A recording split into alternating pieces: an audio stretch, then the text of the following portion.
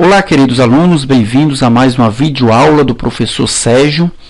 Hoje veremos os testes utilizados para avaliar a função hepática e a função cardíaca. Iniciaremos pelos testes da função cardíaca. Primeiramente, veremos o que seria infarto agudo do miocárdio. Seria ou é uma necrose miocárdica causada muitas vezes por um desequilíbrio crítico no suprimento de oxigênio para uma determinada região da célula cardíaca. Essa região infarta e libera alguns componentes dessa região que serão medidos, serão mensurados por diversos testes. É óbvio que quanto mais precoce for o diagnóstico dessa região infartada, ou mais precoce for o problema, a lesão do músculo cardíaco, mais facilmente ele será resolvido e mais rapidamente, assim como minimizará os danos celulares causados por aquela lesão. Bem, nesse slide nós podemos ver os diversos, o histórico da descoberta dos diversos testes para avaliação cardíaca. Podemos ver que o primeiro marcador para avaliar a função do coração foi a ST em 1954, e de lá para cá nós tivemos uma grande evolução dos diversos marcadores, como por exemplo a descoberta das isoformas da creatinoquinase e a descoberta dos marcadores mais precoces, como a mioglobina, e dos mais específicos, como a troponina I. Bem, mas o que um marcador ideal deve ter? Que características um marcador ideal deve ter para que ele seja utilizado como marcador para doenças cardíacas? Primeiro, ele deve ter uma alta sensibilidade, ou seja, ele deve detectar em níveis baixos, mesmo lesões pequenas, deve detectar que existe uma lesão cardíaca. Deve também ter uma alta especificidade, ou seja, se a lesão não for cardíaca, ele não deve ser detectado.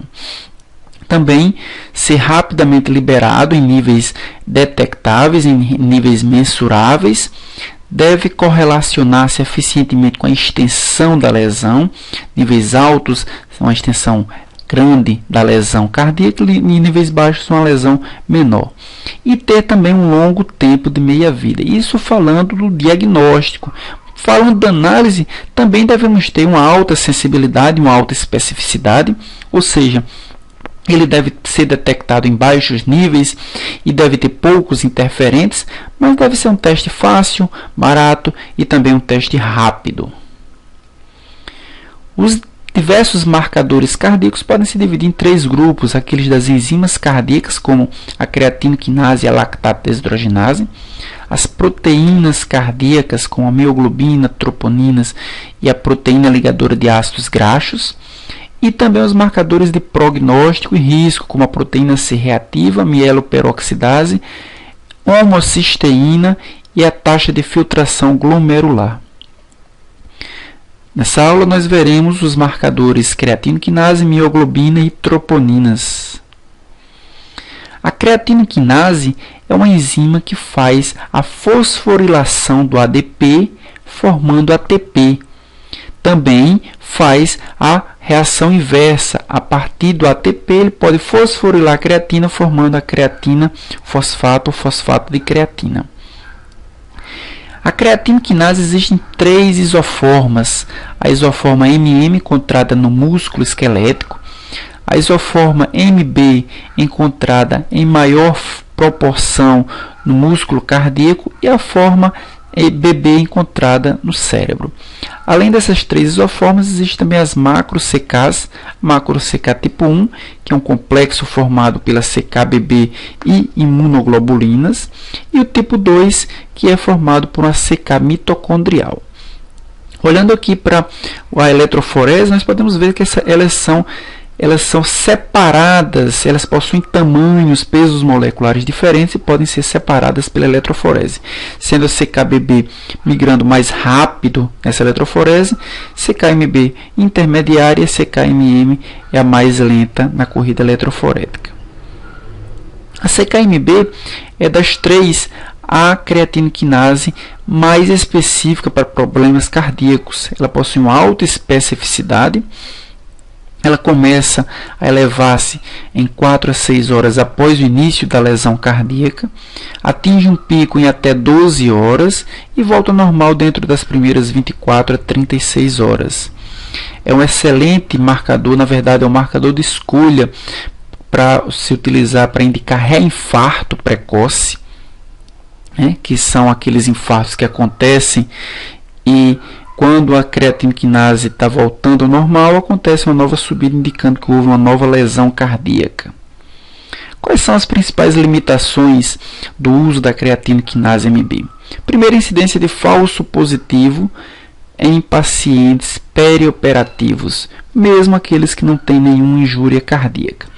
Falsa elevação em injúria de músculo esquelético, em corredores de maratona, pessoas com insuficiência renal crônica e também no hipotireoidismo. Também, uma das limitações é porque é um ruim na intervenção trombolítica. Então, não pode ser utilizado como marcador de trombose, uma vez que seu pico ele só atinge, o pico de MB só ocorre acima de 12 horas, o que é um tempo extremamente alto, extremamente prolongado. Por essa razão, por essas limitações, se utiliza o índice de CK ou índice de CK-MB, que é uma razão entre a taxa de CK-MB e a taxa de CK total. Na verdade, é um percentual, é a CK-MB vezes 100 dividido pela CK total. O racional para o uso do CK-MB é porque, além da CK-MB, pode-se ter uma elevação da CK-MM, que é uma creatina quinase encontrada principalmente no tecido muscular esquelético, indicando que pode haver falsos positivos para CK, se for medida somente a CK total. Por essa razão, o índice de CK mostra a relação e a gente pode detectar que os níveis podem ser aumentados pela CK-MM ou pela CK-MB. Combinando-se o índice de CK-MB com a clínica, podemos descartar a lesão assim do músculo esquelético. Só que a pergunta surge: qual seria o ponto de corte para o índice de CK-MB? Olhando para esse gráfico, podemos ver que o índice de CK-MB apresenta elevada sensibilidade quando ele é mais baixo, ou seja, quando ele é mais baixo significa que os níveis de CK total eles são maiores do que os índices de CK-MB, ou seja, ele detecta, mas ele pode não estar sendo muito específico. Então, podemos ver que os índices de CK mais baixos indicam baixa especificidade. Só que ao aumentar os índices de CK, nós podemos ver que a especificidade aumenta e a sensibilidade diminui, uma vez que ele vai detectar somente os índices de CK-MB. Então, níveis altos do índice de CK indicam que nós estamos medindo o CK-MB em detrimento da CK total. O ponto de corte seria esse 3,5. Então, valores mais baixos que 3,5 indicariam resultados bem sensíveis, mas pouco específicos. Resultados mais altos que 3,5 indicam resultados muito específicos, mas pouco sensíveis. E esse valor de 3,5 não é um valor arbitrário, ele indica uma especificidade e uma sensibilidade entre 100% e 85%. Como é que é medido a CK-MB? São dois os métodos para se medir CK-MB. Um método enzimático, que é o teste clássico, utilizado para medição do consumo de substrato. Nesse caso, a CK-MB ele vai quebrar o grupamento fosfato da creatina fosfato, formando ATP. O ATP ele é substrato da hexoquinase, que vai fosforilar a glicose, formando glicose 6-fosfato.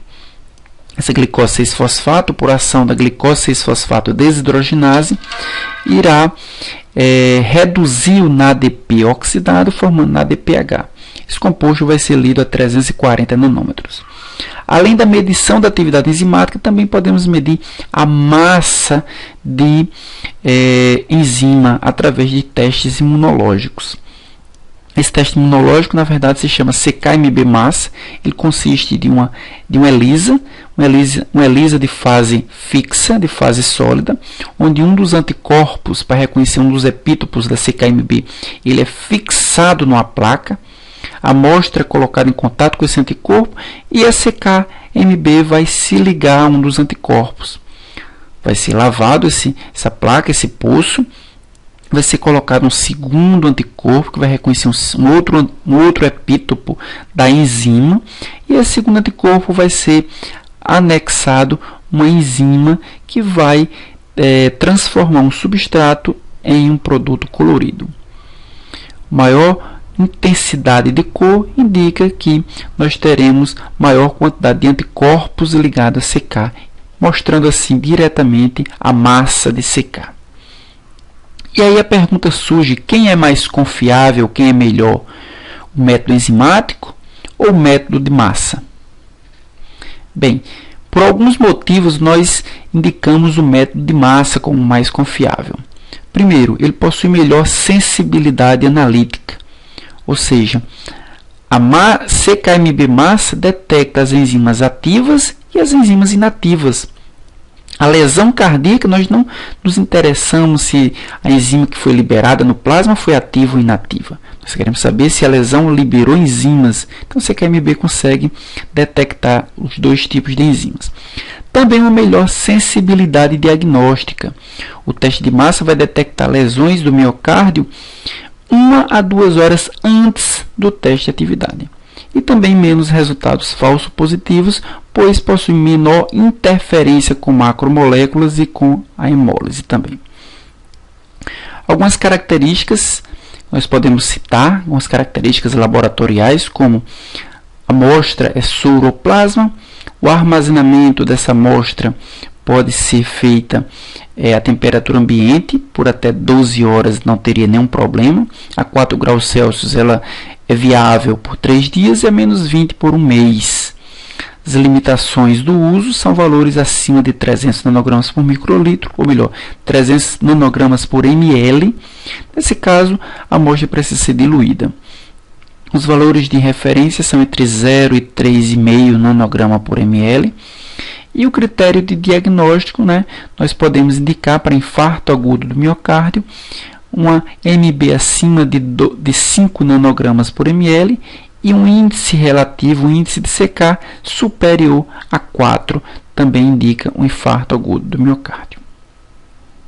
Além da CK, um outro marcador cardíaco que nós vamos ver nessa aula é a mioglobina.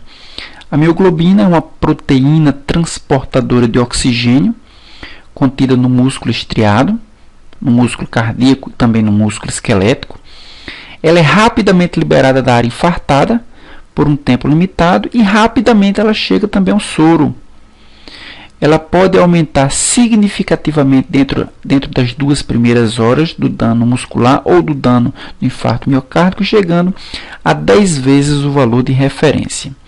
Mas também ela é rapidamente eliminada pelo rim.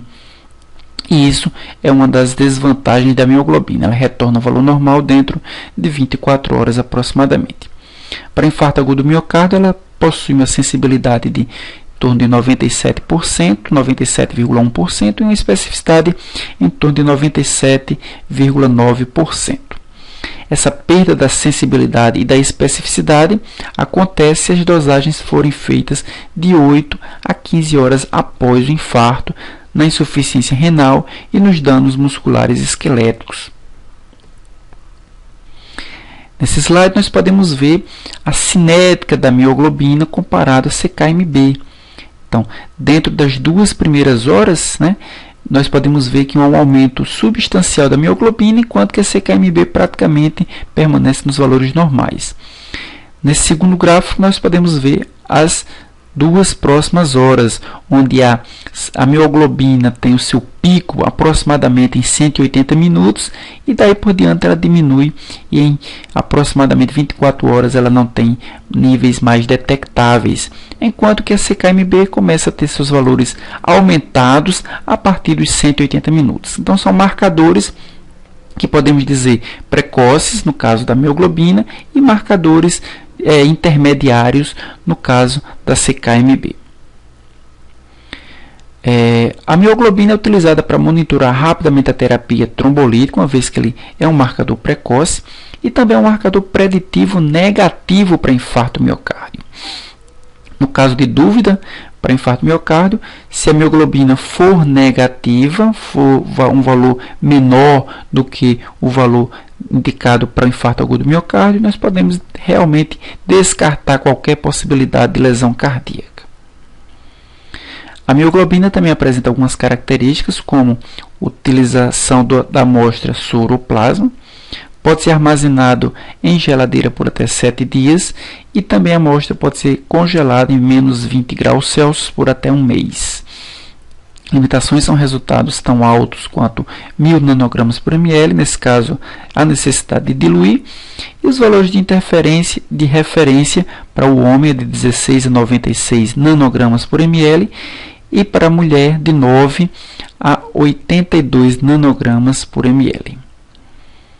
Nesse slide nós podemos ver também a mioglobina como um bom marcador para reinfarto. Podemos ver que houve um pico aí em torno de 2 horas e meia. A mioglobina começou a diminuir e em torno de 7 horas e meia houve um novo pico indicando um reinfarto. Então, também, juntamente com a CKMB, é um bom marcador para infarto, principalmente o infarto precoce. Então, a CKMB, nesse caso, não conseguiu detectar o infarto porque ele ocorreu somente após... O primeiro infarto ocorreu somente em torno de 2 horas e meia, um tempo que não era suficiente para detectar CKMB. E os outros marcadores também para problemas cardíacos são as troponinas. Então, as troponinas nós podemos ver nessa figura, são 3, a troponina TNT, a TNC e a TNI. Elas estão complexadas à actina e à tropomiosina, são proteínas regulatórias do músculo esquelético. Elas são responsáveis pela interação da fibra muscular ao cálcio e, portanto, são responsáveis por regular a contração muscular. São, como eu mostrei para vocês, 3 isoformas, só que essas isoformas podem ser separadas em isoformas cardíacas, que é a troponina T e a troponina I. São as 2 isoformas usadas para diagnosticar problemas cardíacos. Nessa figura nós podemos ver que quando há lesão da musculatura cardíaca, lesão da fibra cardíaca, essa fibra se desfaz, essas proteínas se desfazem e caem na corrente sanguínea. Nesse gráfico à direita nós podemos ver a cinética da troponina, bem parecida com a cinética da CK. A troponina está nesse gráfico vermelho e a CKMB está nesse gráfico verde. Então são proteínas que aumentam e diminuem aproximadamente ao mesmo tempo. A troponina T é útil no diagnóstico do infarto do miocárdio e também é útil na estimativa da angina estável. Ela é detectável no soro aproximadamente 4 a 6 horas após o infarto do miocárdio. O pico é atingido em aproximadamente 12 horas e permanece elevado por até 7 dias. Essa é uma das vantagens de se utilizar a troponina T como marcador pela sua longevidade na determinação. As desvantagens da troponina T, porque ela está presente no tecido muscular em regeneração, tornando-se menos específico para o infarto do miocárdio. Também apresenta-se elevados em pacientes renais, em pacientes com pneumonia, em diabéticos que têm comprometimento renal e também a maioria dos testes disponíveis fornece resultados qualitativos, sem dizer a quantidade de troponina que é relacionada à lesão. O marcador mais específico para lesão cardíaca é a troponina I. Ela apresenta uma sensibilidade absoluta para detectar infarto do miocárdio. É o teste mais específico para lesão cardíaca. É detectado em 4 a 6 horas após a dor pré-cordial. Seu pico é atingido em 12 horas e retorna aos valores normais, como a troponina T, em aproximadamente 7 dias. Desvantagem, melhor dizendo, a troponina I é a sua sensibilidade baixa, menor que é a mioglobina, uma vez que os valores, os níveis de troponina só são detectáveis em aproximadamente 6 horas. É utilizado para mensuração da troponina I, o soro e o plasma. Ele pode ser armazenado a 2 a 8 graus Celsius por até 14 dias e sua estabilidade é mantida, e congelado a menos 20 graus Celsius por até 8 semanas. Valores superiores a 40 nanogramas por ml devem ser diluídos, e os valores de referência de 0 até 0,05 nanograma por ml. Nessa tabela nós podemos ver a comparação entre as troponinas I, IT e a CKMB. Elas aumentam praticamente ao mesmo tempo, né, entre 4 e 6 horas. Atingem um pico também bem próximo dos valores, né, variando entre 10 e 24 horas. Mas elas voltam aos seus valores normais em tempos diferentes. A troponina I de 5 a 7 dias volta ao normal. A troponina T de 6 a 10 dias volta ao normal, e a CKMB aqui volta ao normal mais rapidamente, entre 2 e 3 dias. Nesse gráfico nós podemos ver os diversos marcadores utilizados para problemas cardíacos. A mioglobina, que é o marcador mais precoce, né, dos que nós estudamos hoje para detecção de infarto agudo do miocárdio. A CKMB e a troponina, que apresentam cinéticas parecidas, só que a troponina I ela é mais específica do que a CKMB. Podemos ver outros marcadores também, como a mieloperoxidase, que é o marcador mais precoce que nós podemos ver aí, e também o peptídeo natriurético do tipo B, que também é um marcador bastante específico e também é bem precoce. E podemos ver também a proteína C reativa, que é um marcador de prognóstico. Ele não é específico, ele também não é sensível o suficiente, mas ele é um bom marcador para prognóstico. Nessa tabela nós podemos ver também as sensibilidades para os diversos marcadores clínicos usados no infarto agudo do miocárdio. Nós podemos ver que no início, né, logo após o infarto agudo do miocárdio, o marcador mais sensível realmente é a mioglobina, só que a mioglobina ela permanece com níveis elevados aproximadamente 12 a 24 horas, seus níveis caem bastante após esse tempo. A CKMB ela apresenta um nível também bem sensível nas primeiras horas do infarto agudo do miocárdio, e seus níveis permanecem elevados no máximo até 48 horas após o infarto agudo do miocárdio. E a troponina I ela leva mais tempo para apresentar níveis elevados, de 6 a 12 horas, mas seus níveis permanecem elevados por até 72 horas ou mais após o infarto agudo do miocárdio. Na próxima aula nós veremos os testes utilizados para avaliar a função hepática.